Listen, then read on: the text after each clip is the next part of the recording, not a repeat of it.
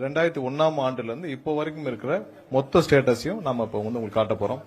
எங்க மொத்த ரெவன்யூ எவ்வளவு இருந்துச்சு, எவ்வளவு எக்ஸ்பெண்டிச்சர் இருந்துச்சு, என்னென்ன மாதிரியான இன்ஃப்ராஸ்ட்ரக்சர் டெவலப்மெண்ட்ஸ், அதாவது சப்ஸ்டேஷன், எவ்வளவு டிரான்ஸ்ஃபார்மர் வாங்கப்பட்டுச்சு, இது மாதிரியான மொத்த டீடைல், அதாவது 2000 ஆண்டுகள், கடந்த 25 ஆண்டுகளாக இந்த மின்சார வாரியம் கடந்து வந்த மொத்த பாதை. ஏன்னா அதற்கு முன்னாடி பாத்தீங்கன்னா பெரிய அளவுல கடனும் இல்லை, ஏன்னா அதுக்கு முன்னாடி பெரிய அளவுல எக்ஸ்பான்ஷன் இல்லை, பெரிய அளவில் நஷ்டம் இல்லைனாலும் ஓரளவு லாபத்தில் இயங்கிக் கொண்டிருந்த துறை எப்படி இந்த குறுகிய 25 ஆண்டுகளுக்குள் இவ்வளவு பெரிய ஒரு கடனிலும், இவ்வளவு பெரிய சுமையிலும், இவ்வளவு பெரிய ஒரு மோசமான நிலைக்கும் போயிட்டு இருக்கின்றதை காட்டுறது தான் இது. இதுல இருந்து எப்படி இதை மீட்டெடுப்போம், இந்த துறையை எப்படி மீட்டெடுப்போம், இந்த துறையை எப்படி நம்ம அடுத்த வளர்ச்சி பாதைக்கு கொண்டு போகன்றதை சேர்த்து தான் இந்த வெள்ளை அறிக்கை. ஏன்னா இது மக்களுக்கு அனைவரும் தெரியணும்.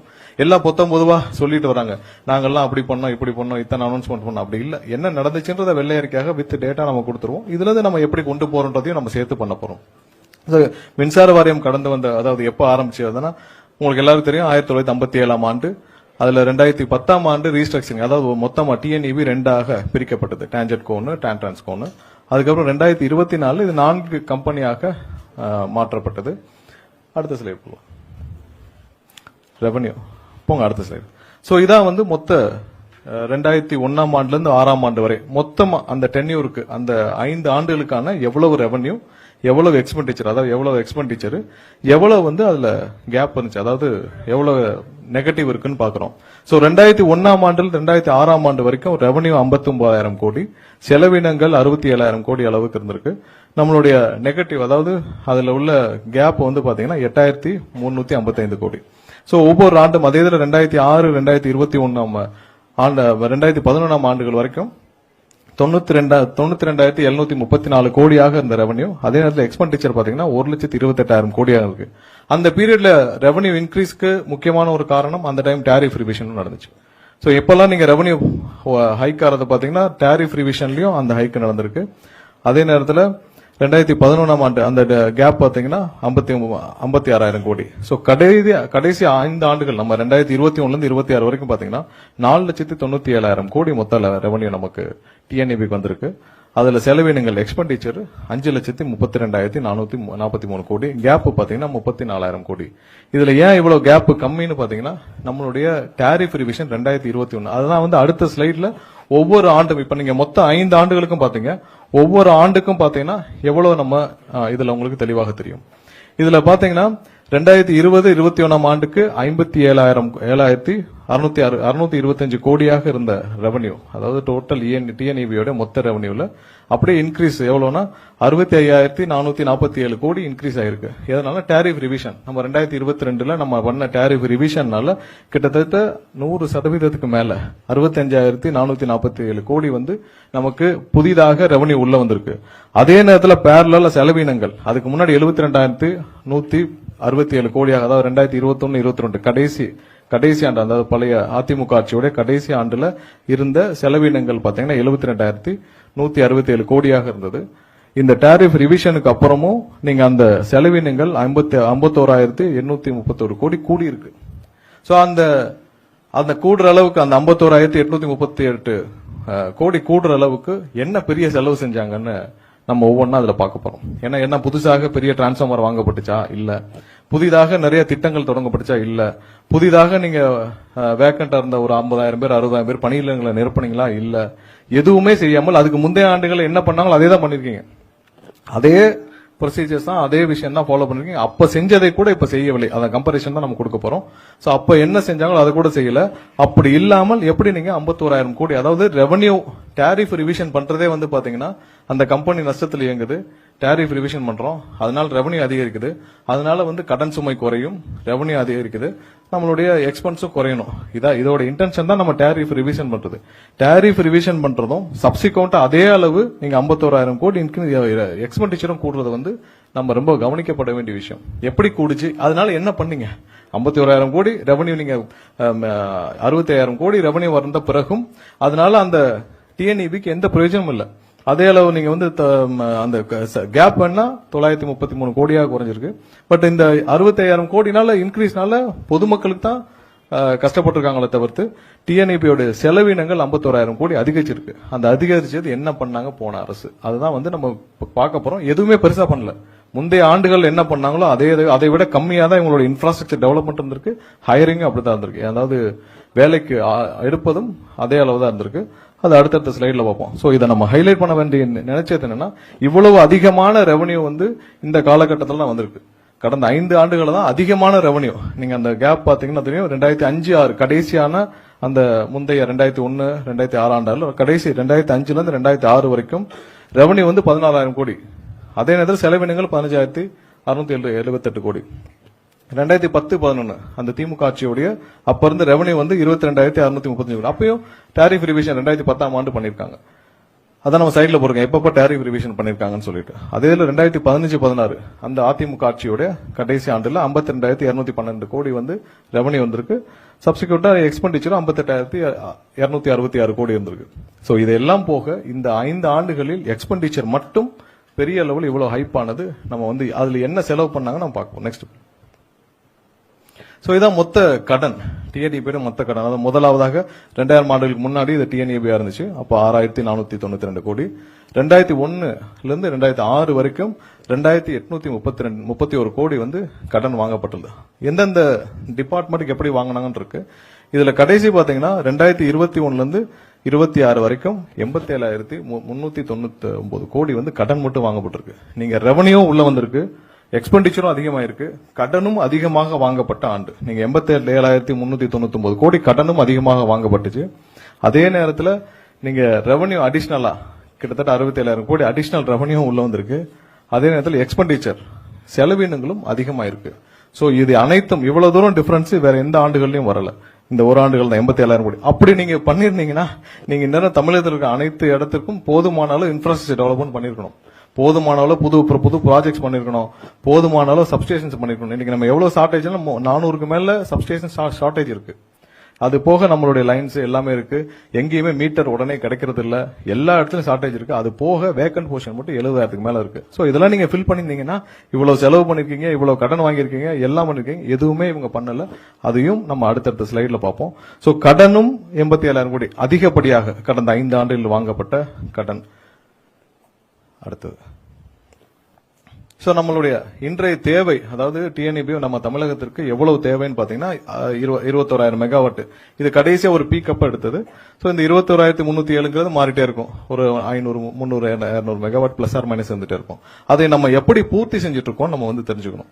சோ இந்த 21,300 மெகாவாட்டை வந்து நம்ம அரௌண்ட் நம்மளுடைய சொந்த ஓன் ஜெனரேஷன் மூலமாக, அதாவது நம்மளுடைய ஹைட்ரோ தெர்மல், அப்புறம் நம்மளுடைய கேஸ், நம்மளுடைய சொந்த டிஎன்இபியோடைய கார்பரேஷனுடைய ஜெனரேஷன் கார்பரேஷனுடைய இது மூலியமாக அரௌண்ட் ஒரு 3,495 மெகாவாட் நமக்கு வருது.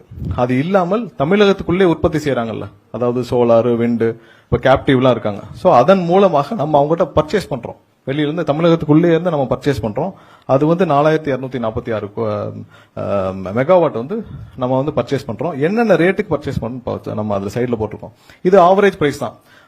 ஆவரேஜ் பிரைஸ் தான். நம்ம வந்து ஒரு சில வெண்டர்ட்ட மாத்தி வாங்குவோம். பட் ஆவரேஜா பாத்தீங்கன்னா இப்ப இண்டிபெண்டன்ட்ல வந்து 5.62 ரூபாய்க்கு வாங்கிட்டு இருக்கோம் இது வரைக்கும். விண்டுக்கு வந்து 2 ரூபாய் 92 பைசாக்கு வாங்கிட்டு இருக்கோம். சோலார் 6 ரூபாய் 11 பைசாக்கு வாங்கிட்டு இருக்கோம். கேப்டிவும் அதை விட 6 ரூபாய் 50 பைசா. சோ இதெல்லாம் ஆவரேஜா நம்ம இந்த பிரைஸ்க்கு வாங்கிட்டு இருக்கோம். இன்டர் ஸ்டேட்டுக்குள்ள நம்மளுடைய. அதே மத்திய தொகுப்புல வேற மாநிலங்கள்ல இருந்து வர்ற இது வந்து எவ்வளவு வாங்குறோம்னு பாத்தீங்கன்னா 13,566 மெகாவாட் வந்து நம்ம வெளியிலிருந்து மத்திய தொகுப்புல இருந்து வாங்குறோம். என்னென்ன ரேட்டுக்கு வாங்குறோம்னு பாக்குறோம். இதுல நமக்கு ரொம்ப வித்தியாசம் வரக்கூடிய ரெண்டு பாத்தீங்கன்னா இந்த short term open access. So அதுலதான் பாத்தீங்கன்னா 6 ரூபாய் 76 பைசா ஆவரேஜ். பட் அந்தந்த நாட்களுக்கு பாத்தீங்கன்னா பீக்ல 17 ரூபாய் 20 ரூபாய் அந்த மாதிரி பீக்ல எல்லாம் வாங்க வேண்டிய சூழ்நிலை ஏற்படும். ஏன்னா இப்ப சாயந்தரத்துக்கு மேல சோலாரும் ஒரு சில மாதங்கள்ல விண்டும் நின்றோம். அப்ப பீக் அவள் இது ஆவரேஜ் பிரைஸ் தான். ஆனா அன்னன்னைக்கு பாத்தீங்கன்னா 17 ரூபாய் 18 ரூபாய் 20 ரூபாய்க்கெல்லாம், ஏன்னா வேலை கிடைக்காம இருக்கப்ப பீக்ல மத்திய தொகுப்புல எவ்வளவு இருக்கோ பீக்ல வாங்கியிருக்கோம். இது ஆவரேஜ் பிரைஸ் தான். சோ இது ரெண்டு தான் வந்து அதிகப்படியாக நம்ம வந்து இந்த 3000 மெகாவாட் வந்து ஷார்ட் டேர்ம் கான்ட்ராக்ட் மூலமாகவும், எக்ஸ்சேஞ்ச் மார்க்கெட்ல 8 ரூபாய் 91 பைசா இது டெய்லி வாங்குறது. சோ இது ரெண்டு தான் அதிகப்படியான செலவினங்களை நம்ம மத்திய தொகுப்புல இருந்து வருது. சோ ஒரு சில லாங் டேர்ம் கான்ட்ராக்ட் எல்லாம் போட்டிருக்கோம். சோ அதன் மூலியமாக எவ்வளவு வந்து நம்ம வெளியில வாங்குறோம். சோ இதான் நம்ம வந்து இப்ப இருக்கிற நம்மளுடைய மின்சார தேவை இந்த 21,000 மெகாவாட்டை நம்ம எப்படி மீட் பண்ணிட்டு இருக்கோன்ற நம்ம வந்து சொல்லணும்னு கடமைப்படுறோம். ஏன்னா 3495 வந்து நம்ம இன்டர்னல் நம்மளுடைய ஓன் ஜெனரேஷன் மூலியமாக நம்மளுடைய இப்ப எண்ணூர் தெர்மல் ஸ்டேஷன் இதெல்லாம் வச்சு மேட்டூர் இதெல்லாம் வச்சு நம்ம எவ்வளவு ஜெனரேட் பண்றோம், நம்மளுடைய ஹைட்ரோ எவ்வளவு வச்சு கேஸ் இவ்வளவு மூலமாக 3495 தான். இது மாறிட்டே இருக்கு. இப்ப தெர்மல்ல வந்து கடந்த வாரம் வந்து 4000க்கு மேல ஜெனரேட் ஆயிருக்கு. சோ இது மாறிட்டே இருக்கும் ஒவ்வொரு நாள் அதோட எஃபிஷியன்சி பொறுத்து. பட் இவ்வளவுதான் நம்மளுடைய இன்டர்னல் நம்மளுடைய டிஎன்இபி ஜெனரேஷன் மூலமா நம்ம மீட் அவுட் பண்றது. இன்டர்ஸ்டேட் மூலமா நம்மளுடைய பர்ச்சேஸ் வந்து 4246 மெகாவாட். மத்திய தொகுப்புல வர்றது வந்து 13,566. இப்படிதான் நம்ம மீட் பண்ணிட்டு இருக்கோம். சோ இவ்வளவு வந்து நம்ம பர்ச்சேஸ் நடக்குது. இதுல பெரிய லெவல்ல கேப் இருக்குது அந்த ஷார்ட் டேர்ம் பர்ச்சேசஸும் எக்ஸ்சேஞ்ச் மார்க்கெட்ல நம்ம வந்து வாங்குற டெய்லி வாங்குற பர்ச்சேஸும் தான் ஹை. இது வந்து நம்ம ஆவரேஜ் போட்டிருக்கோம். மொத்த ஆவரேஜ் ஒரு வருஷத்துக்கான ஒரு மாதத்துக்கான அந்த நாளுக்கான ஆவரேஜ். பட் அந்த அவருக்கு இது மாறும். 16, 17 ஒரு சில காலகட்டங்கள் 21 ரூபாய்க்குலாம் வாங்கியிருக்காங்க. சோ அதை சரி பண்றதுக்கான அடுத்த ஸ்லைட் அடுத்தது போங்க. சோ இப்ப நம்ம அந்த ஷார்ட் டேர்ம் கான்ட்ராக்டையும் இப்ப நம்ம அந்த கடந்த ஒரு மாதத்துல சின்ன சின்ன லீக்கேஜஸ் ஆகுது சரி பண்ணுவோம்னு சொல்லிட்டு இந்த ஷார்ட் டேர்ம் கான்ட்ராக்டையும் இந்த ஓப்பன் எக்ஸ்சேஞ்ச் மார்க்கெட்ல இருக்கிறதையும் சரி பண்றதுக்காக லாங் டேர்ம் கான்ட்ராக்ட் போடுறதுக்கான வேலைகளை செஞ்சிருக்கோம். சோ அதன் மூலமாக நம்ம பாத்தீங்கன்னா இப்ப 8 ரூபாய் 91 பைசா இருக்கிறத வந்து நம்ம லாங் டேர்ம் கான்ட்ராக்ட் போட்டு 6 ரூபாய்க்கு, அதாவது செவரல் அந்த 2வது பிளாக்ல உங்களுக்கு தெரியும் 1000 மெகாவாட் நம்ம வந்து 6 ரூபாய்க்கும் இந்த மாதிரி மாற்றி வாங்க முயற்சிகளை செய்துட்டு வரோம். சோ இதன் மூலமாக நமக்கு வந்து ஒவ்வொரு மாதமும் 215 கோடி ரூபாய் நம்ம வந்து மிச்சம் பண்ண முடியும். இப்ப இருக்கிற காலகட்டத்தில் அந்த ரெண்டு செக்டாரை மட்டும் இப்ப உடனே மாத்துறதுக்கான வேலைகளை துவங்கி இருக்கிறோம். சோ இதன் மூலமாக ஒரு 215 கோடி ரூபாய் சேவ் பண்ண முடியும் ஒவ்வொரு மாசத்திற்கும். சோ அந்த வேலை துவக்கப்பட்டுள்ளது. சோ இதெல்லாம் வந்து அந்த ஷார்ட் டேர்ம் கான்ட்ராக்ட்லாம் மாத்திட்டு போடுறதுக்கான முயற்சிகள் ஆல்ரெடி எல்லாம் ஆரம்பிச்சிருச்சு. ஒரு சில வாரங்களில் இதுக்கான ப்ராக்ரஸ் எல்லாம் தனித்தனி கான்ட்ராக்ட் எங்கெங்கெல்லாம் அவைலபிலிட்டி இருக்கோ அதெல்லாம் லாங் டேர்ம் கான்ட்ராக்ட் போட சொல்லி நம்ம வந்து எவ்வளவுக்கு பர்ச்சேஸ் பண்றோம்னு சொல்லி அதெல்லாம் முடிச்சு நம்ம வந்து இதன் மூலமாக இது ரெண்டையும் மாத்துறதுக்கான வேலைகளை செஞ்சுட்டு இருக்கோம். அடுத்தது முக்கியமா நம்ம பார்க்க வேண்டியது டிஎன்ஏபியோட ஸ்டாஃபிங். ஏன்னா இன்னைக்கு நம்ம கிரவுண்ட்ல தேவைப்படுற ஒரு முக்கியமான விஷயம். நம்ம சென்னையை மட்டும் பாக்குறதும் இல்லாம நம்ம தமிழகம் முழுவதும் பார்க்க வேண்டியிருக்கு. ஒரு சின்ன கிராமத்துல ஒரு சின்ன டிரான்ஸ்ஃபார்மர் போச்சுனாலும் எனக்கு போய் பாக்குறதுக்கு அது கீழே ஒரு சப்ஸ்டேஷன் இருக்குன்னா சப்ஸ்டேஷன் கீழே 300-400 கிராமங்கள் இருக்கு. சோ ஒரு சப்ஸ்டேஷன்ல குறிப்பிட்ட அளவு நபர்கள் இருந்தா தான் அவங்க போய் அட்டெண்டாவது பண்ண முடியும். இன்னைக்கு மக்கள் எல்லாம் போறாங்க சப்ஸ்டேஷன்ல போறாங்கன்னா சப்ஸ்டேஷன்ல யாருமே இல்லைன்னா அவ்வளவுதான் ஸ்டாஃப் இருக்காங்க. இருக்கிற சப்ஸ்டேஷன்ல ஸ்டாஃப் அங்க ஆபீஸ்ல ஸ்டாஃப் எவ்வளவு ஸ்டாஃப் இருக்காங்க நம்ம பாக்குறதுக்கு தான் இதை குறிப்பிட்டிருக்கிறோம். சோ நம்மளுடைய மொத்த தேவை டிஎன்இபியோட மொத்த தேவை வந்து 1,40,635 எம்ப்ளாயிஸ் வந்து இந்த டிஎன்இபிக்கு தமிழகம் முழுவதும் தேவை. இதுல எவ்வளவு பேர் இருக்காங்கன்னா 74,714 பேர் வந்து இதுவரைக்கும் வேலையில் அமர்த்தப்பட்டு வேலையில் இருக்காங்க. எவ்வளவு வேக்கன்ட் இருக்குன்னு பாத்தீங்கன்னா 65,921 பேர் வந்து இப்ப நம்பர் வந்து இதுவரைக்கும் வேக்கண்டா இருக்கு. கடந்த 10 வருடத்துல பாத்தீங்கன்னா கிட்டத்தட்ட 20,240 பேர் வந்து ரிட்டையர்மெண்ட் ஆயிருக்காங்க கடந்த 10 வருடத்துல. சோ அதுல எவ்வளவு ஃபில் பண்ணிருக்காங்க நம்ம அடுத்த ஸ்லைட்ல பார்ப்போம். அடுத்த 5 வருஷத்துல வந்து 16,782 பேர் ரிட்டையர்மெண்ட் ஆக போறாங்க.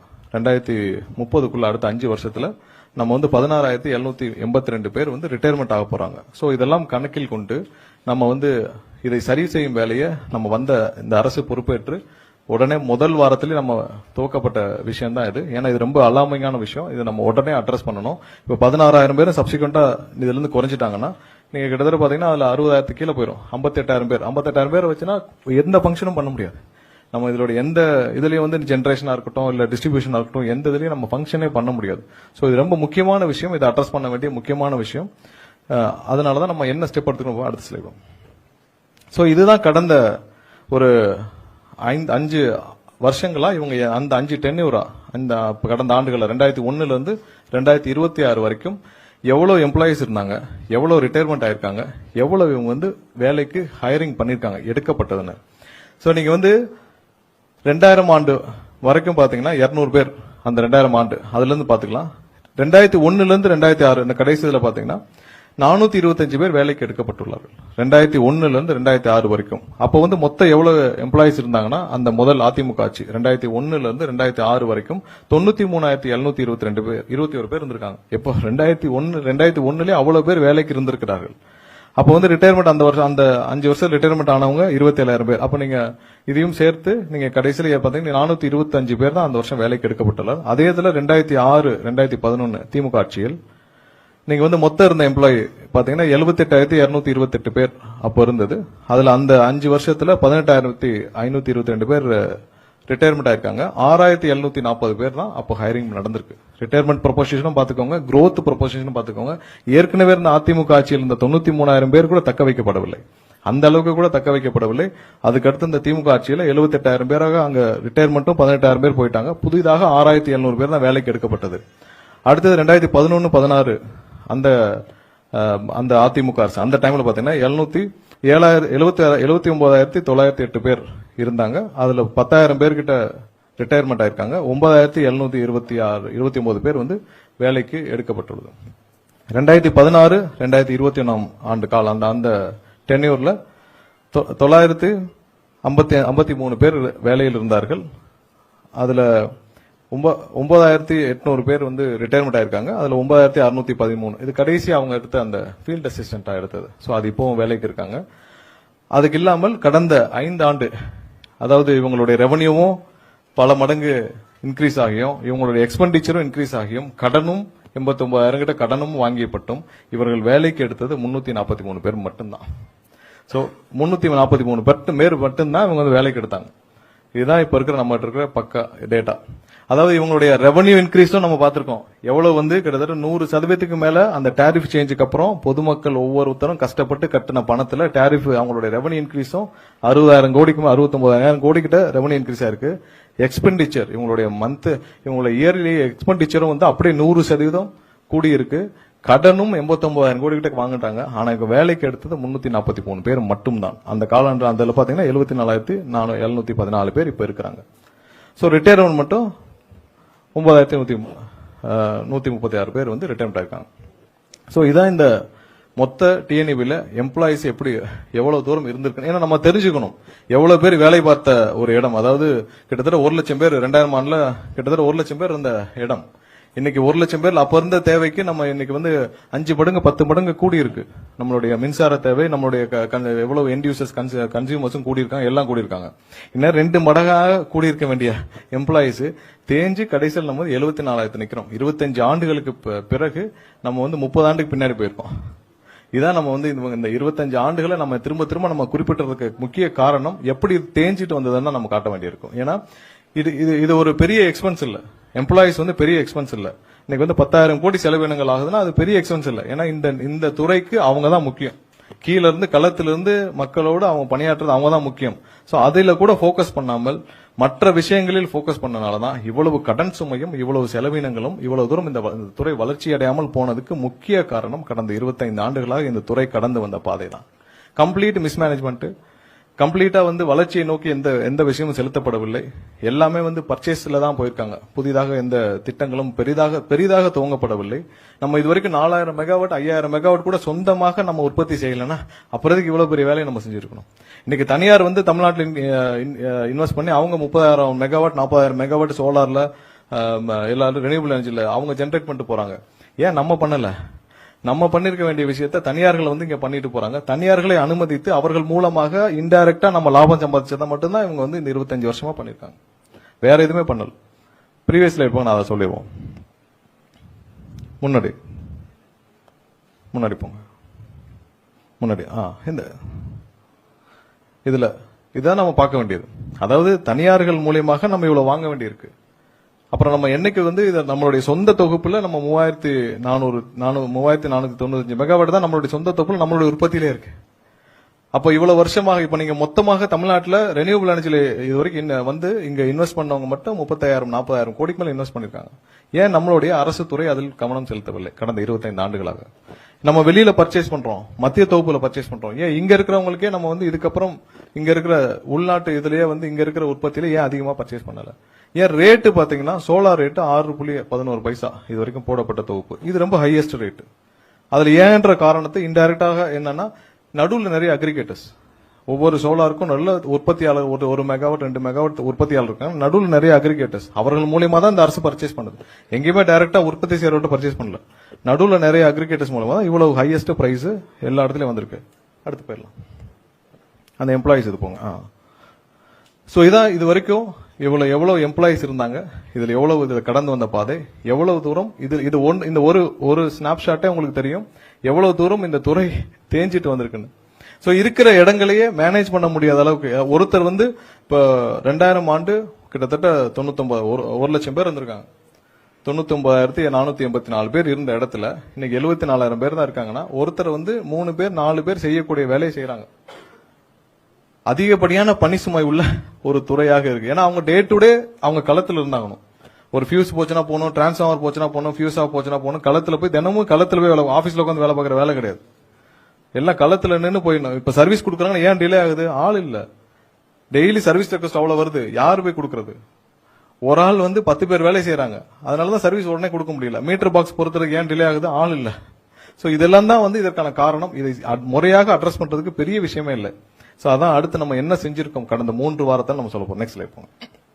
சோ நம்மளுடைய இப்போ கரண்ட் வேக்கன்ட்ல இந்த அரசு பொறுப்பேற்றவுடன் முதலாவதாக முதலமைச்சர் சந்திச்சு பேசியவுடன் அரை மணி நேரத்தில் நேற்று சொன்னோம்ல, அரை மணி நேரத்தில் 15,000 பேரை வேலைக்கு எடுக்கிறதுக்கு நம்மளுடைய முதல்வர், தமிழக முதல்வர் அண்ணன் விஜய் அவர்கள் வந்து ஒப்புதல் அளித்தார். இந்த ஆண்டுக்குள் அந்த 15,000 பேர் வேலைக்கு கண்டிப்பாக எடுக்கப்படுவார்கள். அதுக்கடுத்து பண்ண ஒரு இவங்க கடந்த ஆட்சியில் பண்ண ஒரு பெரிய பிளண்டர் என்னன்னா, கேங்பன் வந்து 2021 ஒரு 5,391 பேர் எடுத்தாங்க. அதுல என்ன கண்டிஷன்ல எடுத்தாங்கன்னு தெரியல. எப்போ இவங்க தான் ஓசியில யாரும் எடுக்கிறது இல்லையா? எல்லாம் ஒரு கிரைட்டீரியா இருக்கும். ஒரு எடுக்கணும்னா யாரும் வந்து ₹1 கொடுக்காம கூட உள்ள வர முடியாது. சோ எல்லாத்துக்கும் ஒரு கிரைட்டீரியா வச்சு பழைய கவர்மெண்ட், அதாவது 2021 ஒரு கிரைட்டீரியா வச்சு ஏதோ வாங்கிட்டு 5,391 பேரை அவர்கள் எடுத்திருக்கிறார்கள். இந்த கடந்த 5 ஆண்டுகளாக அவர்களை அப்படியே டிராப் பண்ணிட்டாங்க. சோ 5 ஆண்டுகளாக அவர்கள் பட்ட வேதனை கொஞ்சம் நஞ்சம் இல்ல, இந்த 5,391 பேரும். ஏன்னா அவங்களுக்கு வேலை இருக்கா இல்லையா, அவங்களுக்கு அனௌன்ஸ்மெண்ட் ஆயிடுச்சு, நீங்க அனௌன்ஸ் பண்ணிட்டீங்க, கன்ஃபார்ம் பண்ணிட்டீங்க. வேலை இருக்கா இல்லையான்னு தெரியல, கூப்பிடுவாங்களா இல்லையான்னு தெரியல, பார்க்காத மினிஸ்டர் இல்ல. ஏன்னா 3 மினிஸ்டர் மாட்டாங்க கடந்த 5 வருஷத்துல. ஆனா நிழல் ஒண்ணுதான், மினிஸ்டர் தான் வேற. நிழலா பின்னாடி இருந்து ஆபரேட் பண்ணது ஒருத்தரலாம். ஆனா மினிஸ்டர் தான் 3 மினிஸ்டர்.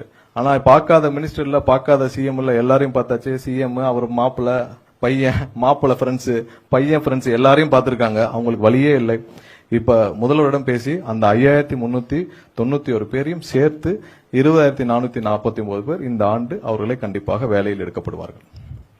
சோ இதற்கும் முதல்வரிடம் ஒப்புதல் வாங்கிவிட்டது. அது பினான்சியல் அப்ரூவல் இருக்கு, ஏன்னா ஏற்கனவே அனௌன்ஸ் பண்ணனால. சோ இதையும் சேர்த்து 20,000 பேர் இந்த ஆண்டுகளுக்குள்ள 20,449 பேர் வந்து கண்டிப்பாக வேலையில் அமர்த்தப்படுவார்கள். ஏன்னா இது ரொம்ப முக்கியம். சோ சப்சிக்வெண்ட் அடுத்தடுத்த ஆண்டுகள்ல இதெல்லாம் முடிச்சுட்டு இவங்களெல்லாம் பணியில் அமர்த்தி இவங்களுக்கு போதுமான ட்ரைனிங் கொடுத்துட்டு அடுத்தடுத்து சப்சிக்வெண்ட் ஆண்டுகள். ஏன்னா இப்ப நம்ம அடுத்த ஒரு முக்கியமான விஷயம் என்ன பண்ணிருக்கோம்னா, எல்லா இடத்துலயும் ஒப்பந்த தொழிலாளர் இருக்காங்க. எவ்வளவு பேர் இருக்காங்கன்ற ரெக்கார்டே கிடையாது.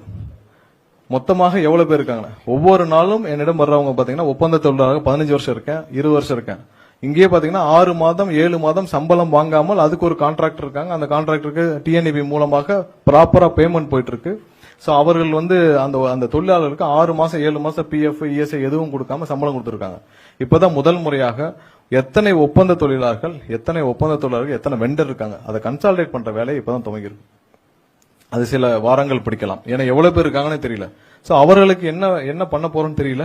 பட் மொத்தமா லிஸ்ட் வந்த பிறகுதான் எவ்வளவு ஒப்பந்த தொழிலாளர் இருக்காங்க, ஒவ்வொரு சப்ஸ்டேஷன் எவ்வளவு பேர் இருக்காங்க, அங்க லோக்கலா பிளேஸ் பண்ணிருக்காங்க. இந்த மொத்த லிஸ்டையும் நம்ம எடுத்து கண்டிப்பாக இதுல என்ன பண்ணணும்னு நம்ம அசஸ் பண்ண முடியும்.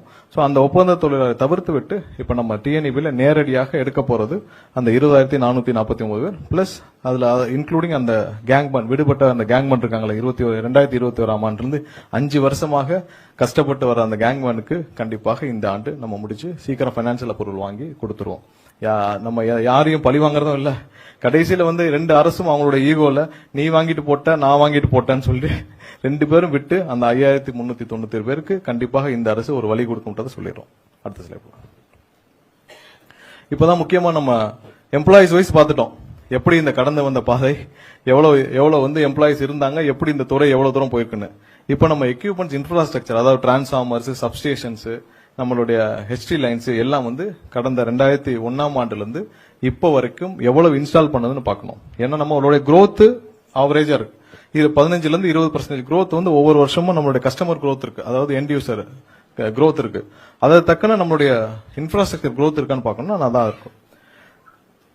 சோ ஓவராலா இப்ப இருக்கிறதுல பாத்தீங்கன்னா சப்ஸ்டேஷன் மொத்தம் 1910 சப்ஸ்டேஷன்ஸ் இப்ப வரைக்கும் இருக்கிறது. சோ ஒவ்வொரு வருஷமும் எவ்வளவு வந்து நம்ம கமிஷன் பண்ணி முடிச்சிருக்கோம் அப்படின்னு பாத்தீங்கன்னா, நீங்க 2001க்கு முன்னாடி வரைக்கும் 618, அது வரைக்கும் இருந்த சப்ஸ்டேஷன் 618. அந்த 2001 ஆண்டுல இருந்து 6ஆம் ஆண்டு வரைக்கும் வந்து பாத்தீங்கன்னா 259 சப்ஸ்டேஷன்ஸ் புதிதாக உருவாக்கப்பட்டது அந்த அதிமுக ஆட்சியில். அதே நேரத்தில் 2006ஆம் ஆண்டுல இருந்து 2011ஆம் ஆண்டு வரைக்குள்ள வந்து பாத்தீங்கன்னா 289 சப்ஸ்டேஷன்ஸ் புதிதாக உருவாக்கப்பட்டு கமிஷன் பண்ணப்பட்டது. 2011 இருந்து 16 வரைக்கும் 263 சப்ஸ்டேஷன்ஸ், 2014 இருந்து 2021 வரைக்கும் 359 சப்ஸ்டேஷன்ஸ் புதிதாக உருவாக்கப்பட்டு கமிஷன் பண்ணுச்சு. கடந்த ஆட்சி காலத்தில், அதாவது அதிகமான ரெவன்யூ ஜெனரேஷன் பண்ண ஆண்டு, அதிகமாக கடன் வாங்கப்பட்ட ஆண்டுலயும் 122 சப்ஸ்டேஷன்ஸ் மட்டும்தான் கமிஷன் பண்ணப்பட்டுச்சு. அவர் என்கிட்ட சொன்னார், செந்தில் பாலாஜி அசம்பிளியில சொன்னார், நாங்கள் நிறைய அனௌன்ஸ் பண்ணணும், அதோட டீடைல்ஸ் நாங்க கொடுக்குறோம் தனியா. நிறைய அனௌன்ஸ்மெண்ட் மட்டும் தான் பண்ணாரு, வேற எதுவும் பண்ணல. இவ்வளவு ரெவன்யூ ஜெனரேட் ஆயிருக்கு, இவ்வளவு எக்ஸ்பெண்டிச்சர் வந்திருக்கு, அதே நேரத்தில் நீங்க இவ்வளவு கடனும் வாங்கியிருக்கீங்க. அதனால இவங்க மொத்தமா அந்த ஆண்டுகள்ல, கடந்த 5 ஆண்டுகள்ல நாங்க டீடைல்டா எல்லாமே எந்தெந்த சப்ஸ்டேஷன் வரைக்கும் எங்களால கொடுக்க முடியும், அந்த டேட்டா இருக்கு, மொத்தமா வாங்கிக்கொள்ளலாம். 122 சப்ஸ்டேஷன்ஸ் மட்டும் தான் இவங்க கமிஷன் பண்ணிருக்காங்க.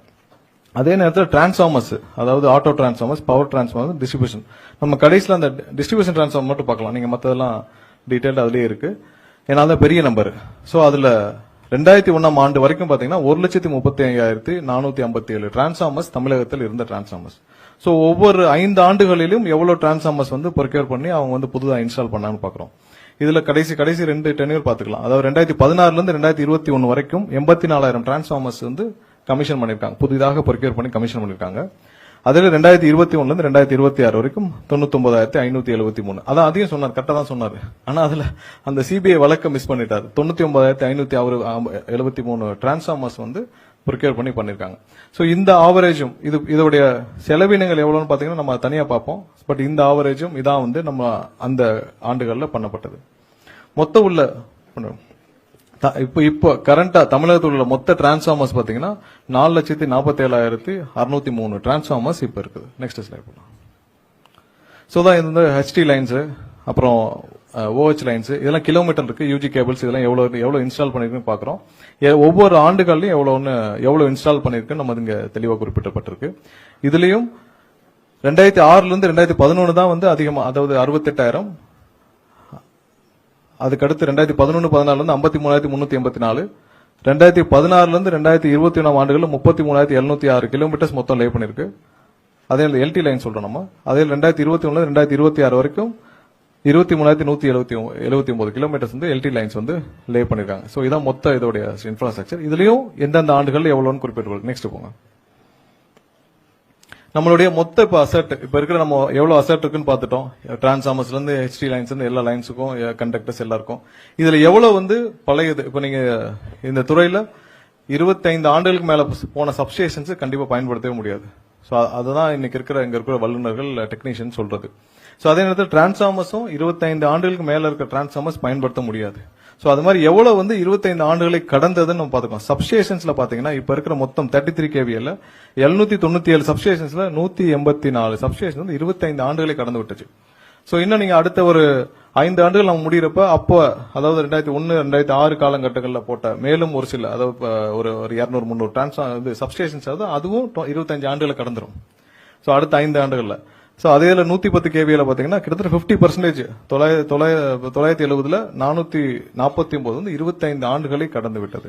சோ இதான் அந்த டிரான்ஸ்ஃபார்மர்ஸ். அதே டிரான்ஸ்ஃபார்மர்ஸ்ல பாத்தீங்கன்னா இப்ப இருக்கிற 4,47,603 டிரான்ஸ்ஃபார்மர்ல 42,000 டிரான்ஸ்ஃபார்மர் வந்து 25 ஆண்டுகளை கடந்து விட்டது. 20 ஆண்டுகளை கடந்தாலே அதோடைய ஒர்க்கிங் கெப்பாசிட்டி குறைஞ்சிரும். 25 ஆண்டுகளை கடந்தது வந்து 42,808 டிரான்ஸ்ஃபார்மர்ஸ் இருக்கு. அப்ப 20 ஆண்டுகளை கடந்ததுன்னு பார்த்தா இன்னொரு 50,000 டிரான்ஸ்ஃபார்மர்ஸ் இருக்கும்.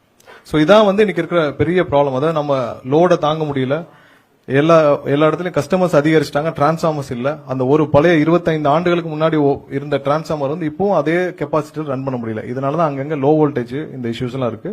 சோ இதை ரீப்ளேஸ் பண்றது, இதை எப்படி சரி பண்றோம் நெக்ஸ்ட் அடுத்த ஸ்லைட் போலாம். சோ இப்ப இருக்கிற இந்த சப்ஸ்டேஷன்ஸ் எல்லாம் ரிப்பேர் பண்றதுக்கான எவ்வளவு திட்டங்கள் இதை நம்ம இந்த ஆண்டே தொடங்க போறோம். அதாவது எந்தெந்த ரீஜியன்ல, இப்ப சென்னை, கோயம்புத்தூர், இது நம்மளுடைய 12 ஜோன் இருக்கு, 12 ரீஜன் இருக்கு நம்மளுடைய டிஎன்இபில. சோ அதை வந்து ரிப்பேரும் அப்கிரேடும், ஏன்னா பழைய சப்ஸ்டேஷன்ஸ் எல்லாம் நம்ம வந்து அப்கிரேட் பண்ண வேண்டிய உடனடி கட்டாயத்தில் இருக்கிறோம்.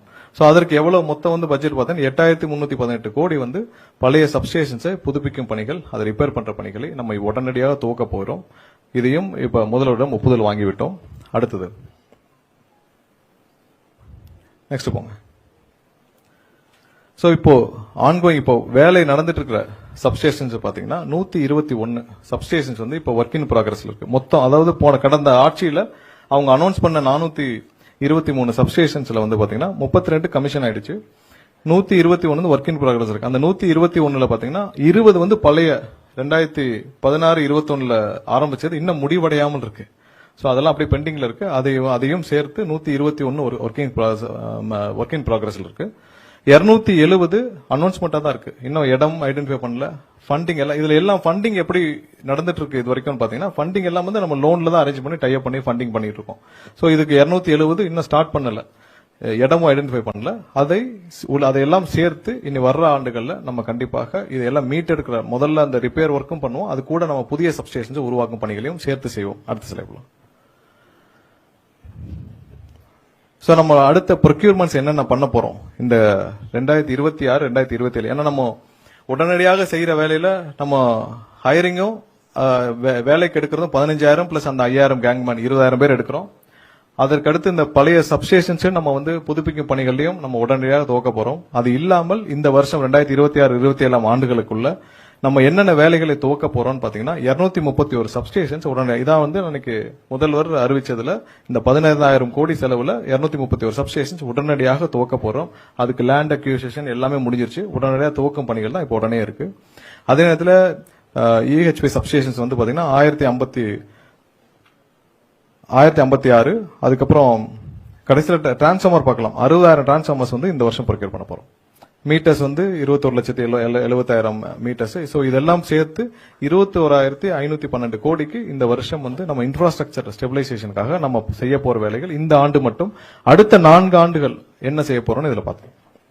சோ அடுத்த 4 ஆண்டுகள்ல 238 சப்ஸ்டேஷன்ஸ் வந்து நம்ம புதிதாக மேலும் உருவாக்க போறோம். இது இல்லாமல் அடுத்த 4 ஆண்டுகளில் புதிதாக உருவாக்க போறோம். சோ இதெல்லாம் என்னென்ன செய்ய போறோம்னு சொல்லிட்டு இதுல டிரான்ஸ்ஃபார்மர்ஸ் மட்டும் 1,50,000 டிரான்ஸ்ஃபார்மர்ஸ் வந்து பிளான் பண்ணிருக்கோம்.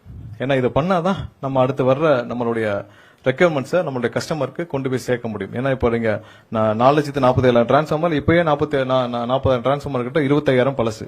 சோ நம்ம முடிவடையும் படத்துல 1,00,000 20 ஆண்டுகளுக்கு பின்னாடி இருக்கும்.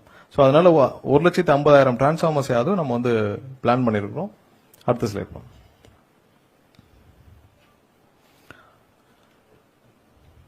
சோ நம்ம ப்ரொபோஸ்ட் சப்ஸ்டேஷன்ஸ் எங்கெங்க பண்ணிட்டு இருக்கோம், இப்போ எங்கெங்க பிளான் பண்ணிருக்கோம், இந்த 231 சப்ஸ்டேஷன்ஸ் இருக்குல்ல அதோடைய ஸ்பிளிட் எங்கெங்க வந்து நம்ம ப்ரொபோஸ் பண்ணிருக்கோம். இப்போ நம்ம இமீடியட்டா ஸ்டார்ட் பண்ண போற ப்ரொபோஸ்ட் சப்ஸ்டேஷன்ஸ் இந்த ஆண்டு தூங்க போற சப்ஸ்டேஷன்ஸோடைய ஸ்பிளிட் அப்ப இந்த 231 போலாம்.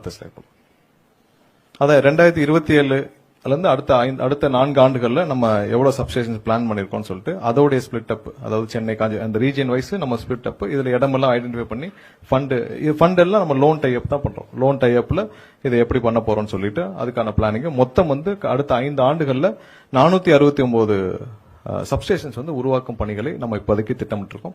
தேவைக்கேற்ப அதிகரிக்கணும்னாலும் அப்ப தேவைக்கேற்ப அறிவிச்சுக்கலாம். பட் இப்போதைக்கு இன்னைக்கு இருக்கிற சூழ்நிலையில அட்லீஸ்ட் ஃபியூச்சரிஸ்டிக்கா நம்ம வந்து பிளான் பண்றது நம்ம 469 சப்ஸ்டேஷன் வந்து இப்போதைக்கு பிளான் பண்ணிருக்கோம். அடுத்தது இது ரொம்ப முக்கியமானது. ஏன்னா ஆன்கோயிங் நம்ம வந்து தெர்மல் ப்ராஜெக்ட்ஸ் நம்ம ஹைட்ரல் ப்ராஜெக்ட்ஸ்லாம் நம்ம இருக்கு. சோ இதெல்லாம் நம்ம ரொம்ப கவனிக்க வேண்டிய விஷயம். நிறைய ப்ராஜெக்ட்ஸ் வந்து பல ஆண்டுகளாக 10-15 ஆண்டுகளாக நம்ம வந்து ஆரம்பிச்சிருக்கோம். சோ அது எப்போ முடிக்கணும், எந்த காலாண்டு, எவ்வளவு திட்டமிடல், ஏன்னா ஒவ்வொரு அரசும் மாறி மாறி வந்த காரணத்தினால் இந்த 5 வருஷம் அந்த 5 வருஷம் மாத்தி மாத்தி வந்த காரணத்தினால் சோ நிறைய ப்ராஜெக்ட்ஸ் வந்து அதோடைய கண்டினியூட்டி இல்லாம போன விஷயங்கள் இருக்கு.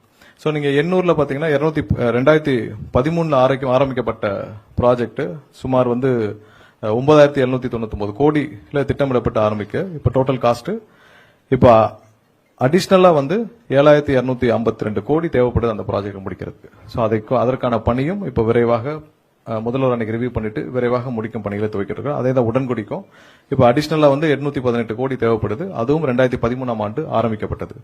அடுத்த 2 வந்து நம்ம ரொம்ப பேசப்பட வேண்டிய விஷயம் என்னன்னா இந்த ETPS நம்ம இங்க தெர்மல் எக்ஸ்பான்ஷனுக்கு 2012 ஆண்டு ஆரம்பிக்கப்பட்ட அந்த ப்ராஜெக்ட் வந்து திட்டமிடப்பட்ட போது 6,380 கோடியில திட்டமிடப்பட்டு அதுல வந்து 2,871 கோடி செலவுகள் செஞ்சு கடந்த 2 வருஷமா அப்படியே கிடப்பில் போடப்பட்டுள்ளது. ஃபீசிபிலிட்டி இல்ல, என்ன ப்ராப்ளம் தெரியல, அப்படியே கிடப்பில் போடப்பட்டு இது வரைக்கும் அதுல செலவு செஞ்சது மட்டும் 2,871 கோடி செலவு செய்து அப்படியே கிடப்பில் விட்டு விட்டார்கள். சோ அதை நம்ம எக்ஸ்பர்ட்டை வச்சு அசஸ் பண்ணி என்ன செய்யலாம்னு பார்க்கிறோம். அதுக்கடுத்து இந்த உப்பூர் வந்து நம்ம பேச வேண்டிய விஷயம். உப்பூரும் அதே மாதிரி தான் 2010 அந்த திமுக ஆட்சி காலத்தில் துவங்கப்பட்டது. 12,778 கோடி செலவில் திட்டமிடப்பட்டது. இப்போ வந்து பாத்தீங்கன்னா 5,920 கோடி இதுவரைக்கும் செலவு பண்ணி முடிச்சிட்டாங்க. ஆனால் கடந்த 5 ஆண்டுகளாக 2021 அது ஸ்டாப்ட் இல்ல, தப்பா இருக்கு. அது 2021 அது வந்து கிடப்பு, அதுல இருந்து அப்படியே கிடப்புல கிடக்கு அந்த உப்பூர் பிளான்ட். 5 ஆண்டுகளாக எந்த வேலையும் செய்யல, 5 ஆண்டுகள் அப்படியே கிடப்புல இருக்கு. சோ இதையும் முதல்வர் அசஸ் பண்ணி அன்னைக்கு ரிவ்யூ பண்ணி முடிச்சிட்டு உடனடியாக இதையும் முடிக்க சொல்லியிருக்கிறார். ஏன்னா இவ்வளவு செலவு பண்ணியாச்சு மக்களோட வரி பணத்தை எடுத்து. அந்த உப்பூருக்குலாம் வந்து கேட்ட வரைக்கும் அதுக்கு வாங்கின கடனும் செலுத்தப்பட்டு விட்டுச்சான். வாங்கின கடனையும் செலுத்தியாச்சு. ஆனால் அது அனைத்தும் அப்படியே கிடப்பில் போட்டு ஒரு ஓரமாக போட்டு வச்சிருக்காங்க. சோ இவ்வளவு வாங்கின கடந்த 5 ஆண்டுகள் இவங்க வாங்கின கடன், இவங்க இன்க்ரீஸ் பண்ண ரெவன்யூ, இது எதுலயும் இந்த இதுல போக்கஸ் பண்ணவே இல்லை. சோ நம்ம அடிஷனலா ஏதாவது ப்ராஜெக்ட்ஸ் பண்ணாங்களா? இல்ல. அடுத்தது போங்க. சோ கடந்த இதுல ஹைடல் ப்ராஜெக்ட்ஸ்ல என்னென்ன இப்ப பம்ப் ஸ்டோரேஜ்ல நிறைய நம்ம போக்கஸ் பண்றோம். ஏன்னா பீக் ஹவர்ஸ் மேனேஜ்மெண்ட்டுக்காக போக்கஸ் பண்றது. அதுவும் வந்து 2016-21 ஆண்டுகள்ல ஆரம்பிக்கப்பட்டது. இந்த குந்தா ப்ராஜெக்ட்ஸும் அதே மாதிரி தான். சோ இதெல்லாம் திட்டமிடப்பட்டு எவ்வளவு அடிஷனல் ரெவன்யூ இப்ப தேவைப்படுது இப்ப இந்த 2 ப்ராஜெக்ட்டுக்கும். சோ இதெல்லாம் விரைவாக இந்த ஆட்சி காலத்தில் முதல்வரும் உத்தரவிட்டிருக்கிறார். சீக்கிரமா முடிச்சு நம்ம துவக்கும் பணிகள்ல இருக்கிறோம். சோ அதெல்லாம் விரைவாக ஆய்வு செய்து அடுத்தடுத்த கட்டத்துல சீக்கிரமா முடிக்கிற வேலையில நம்ம பண்ணிருக்கிறோம். அடுத்தது போங்க. சோ இதுல ப்ரீவியஸ்ல இருக்கும். சோ இந்த 2லயும் பாத்தீங்கன்னா கடந்த 5 ஆண்டுகளாக எந்த புது ப்ராஜெக்டும் ஆரம்பிக்கல. இப்ப இந்த மாதிரி ஏதாவது ப்ராஜெக்ட் ஏதாவது ஹைட்ரல் தெர்மல் ஏதாவது ஆரம்பிச்சிருக்காங்களா, இனிஷியேட் பண்ணிருக்காங்களா? எதுவும் புதிதாக ஆரம்பிக்கப்படவில்லை. எதுவும் புது அனௌன்ஸ்மெண்ட்டும் பண்ணல. எல்லாம் ஐடென்டிஃபைடோட இருக்கு. பிஓ ரிலீஸ் பண்ணிருக்கு. எந்த இதுவும் புதிதாக துவங்கப்படல. அடுத்தது போலாம்.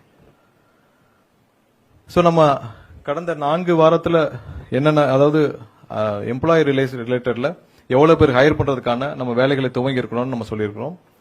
அதே நேரத்துல நம்ம வந்து எவ்வளவு இன்ஃப்ராஸ்ட்ரக்சர், அதாவது எவ்வளவு சப்ஸ்டேஷன்ஸ் புதிதாக துவங்க இருக்கிறோம், அதே நேரத்தில் எவ்வளவு டிரான்ஸ்ஃபார்மர் வாங்க இருக்கிறோம், எவ்வளவு புதிதாக எல்லா எக்யூப்மெண்ட்ஸ்ல வாங்க இருக்கு, அனைத்து திட்டமிடலும் செஞ்சு அதற்கான வேலைகள் துவங்கப்பட்டு விட்டுச்சு.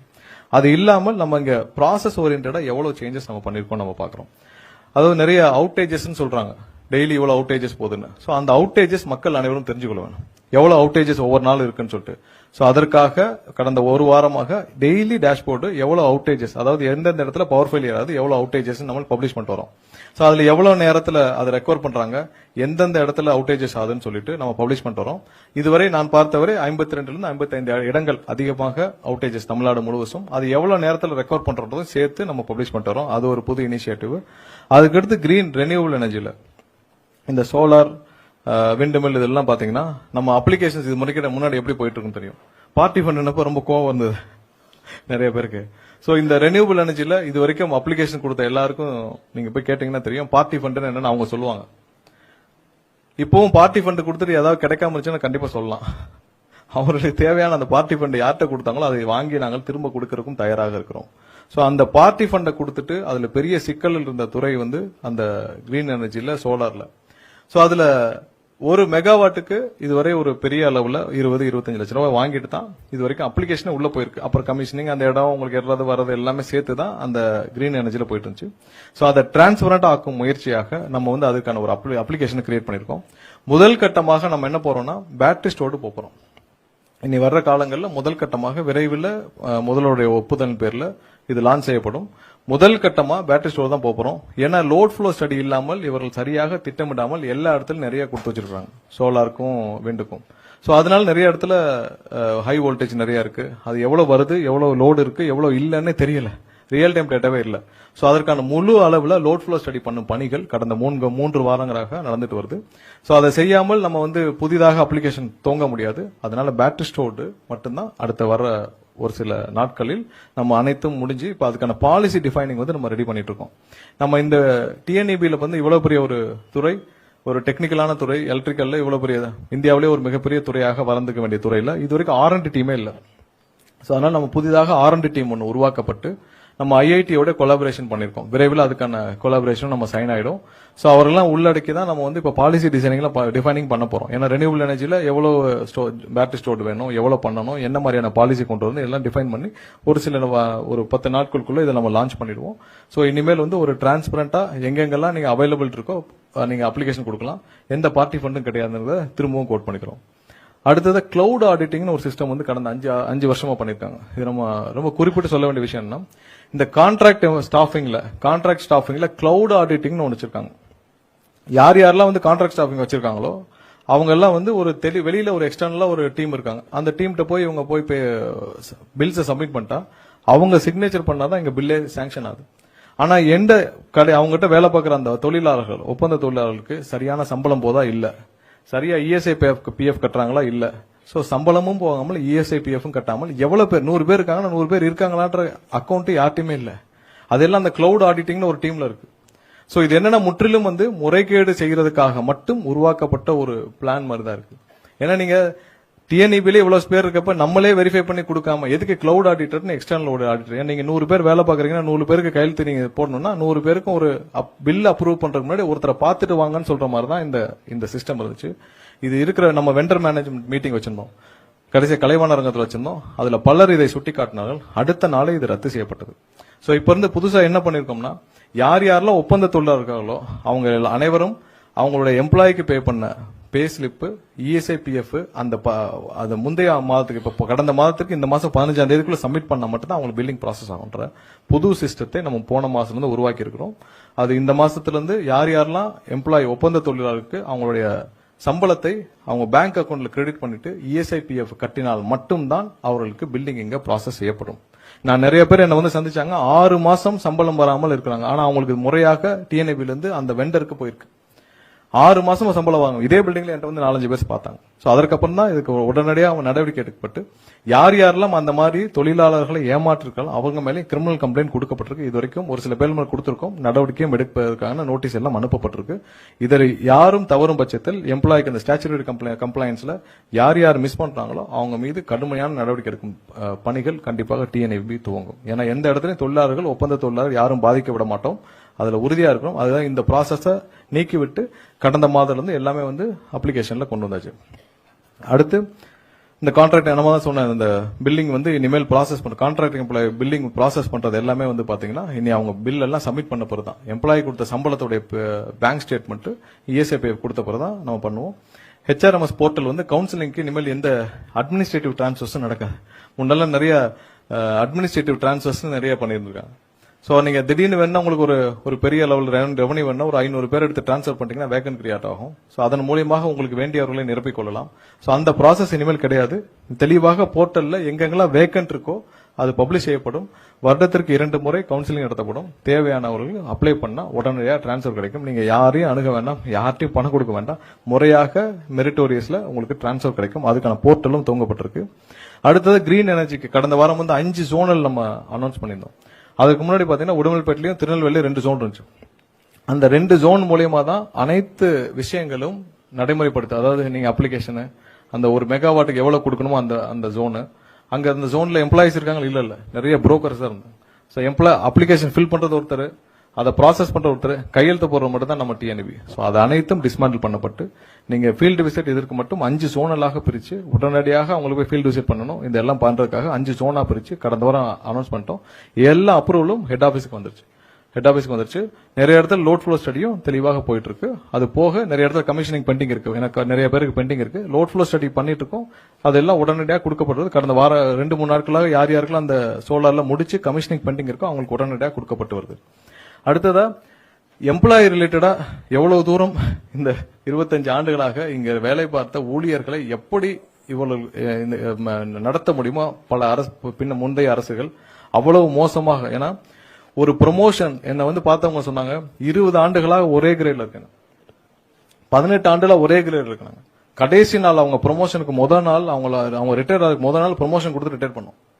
அது எவ்வளவு பெரிய தவறு. ஒருத்தர் வந்து ஒரு பணியில சேராங்க ஒரு நிறுவனத்தை நம்பி ப்ரொமோஷன் நேரத்துக்கு கொடுக்க முடியலன்னா அப்புறம் கவர்மெண்ட் ரன் பண்ணிட்டு எம்ப்ளாயிஸ்க்கு தேவையான அந்த நேரத்தில் கொடுக்கலன்னா அப்புறம் அந்த நிறுவனம் நடக்கணும்.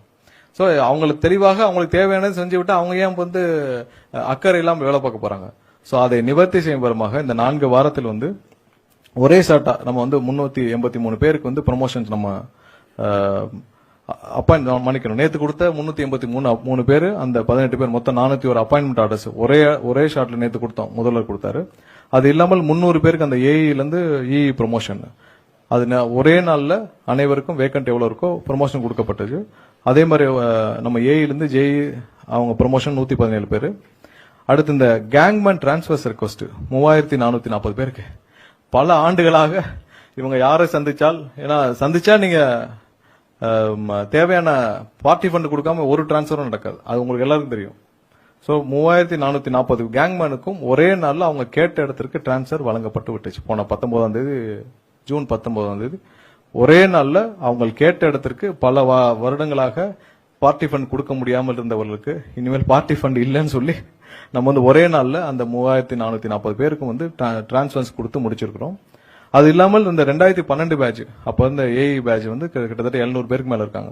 சோ அவர்களை வேலைக்கு எடுக்கிறப்ப ஒரு மிகப்பெரிய குளறுபடியில் எடுத்தார்கள். அவர்களுக்கான ப்ரொமோஷன்ஸ் வந்து பல கோர்ட் ஆர்டர்ல இருந்து பெண்டிங் இருக்கு. அவர்களுக்கும் நம்ம ஆல்ரெடி நோட்டிபிகேஷன் கொடுத்துட்டோம். விரைவாக முடிக்கப்பட்டு இன்னும் ஒரு மாதத்துக்குள் அவங்களுக்கும் ஒரே ஷாட்ல அந்த 700 பேருக்கும் வேக்கன்ட் எவ்வளவு இருக்கோ அதை பார்த்து ப்ரமோஷன் கொடுக்கப்படும். இனிமேல் ஆனுவலா நம்ம எவ்வளவு ஹையர் பண்ண போறோம்ன்ற சார்ட்டும் தெளிவா பப்ளிஷ் பண்ணப்படும். இதுக்கு முன்னாடி அவங்க பப்ளிஷ் பண்ண மாட்டாங்க.